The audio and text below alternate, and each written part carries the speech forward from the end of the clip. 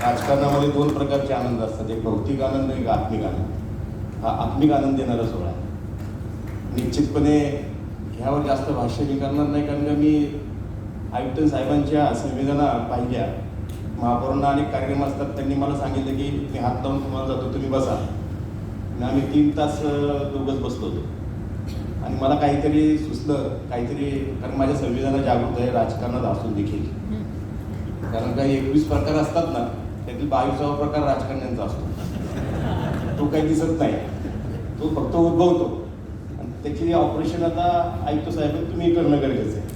त्यामुळे ह्या सगळ्या परिस्थितीचं भान ठेवून आम्ही जेव्हा बोललो त्यावेळेस अनेक सुविधा तुम्ही रोजगार उपलब्ध करून देता. खरं तुम्ही देवदूत आहात, खऱ्या अर्थानं देवदूत आहात. आणि दिव्यांग स्मारक म्हणतो मी, भुवन म्हणण्यापेक्षा ते माझ्या शहरात आहे, याचा मला साथ लागू नका. आता काळजी करू नका, म्हणजे विजय सूर्यवंशींच्या नावामध्ये पण सूर्य आहे, लांडगिरी महापौरांच्या एजंटमध्ये सुद्धा रवी आहे. त्यामुळे हे तळपणार आहे, पण ते विकासात्मक तळपणार आहे. आणि त्याच्यावर आम्ही 12 अभिषेक करतील आर्थिक दृष्टिकोनातून. आणि मी आहे डोळा ठेवून, कारण मी विरोधी पक्ष नेता आहे, पण विद्रोही नाही. त्यामुळे ह्या सगळ्या गोष्टीचं काम करत असताना त्या 3 तासामध्ये आम्ही बरंच काही शिकलो.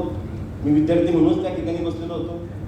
मग आम्ही आयुक्तांनाही काही गोष्टी सुचवून त्यांना लगेच करतो. त्यांनाही त्या कालखंडातून जे गेलेले आहेत, त्यांना अनुभव आहेत, त्यांची संवेदना इतक्या वर्षामध्ये सुद्धा मोठं झालेलं नाही, याचा मला आनंद आहे.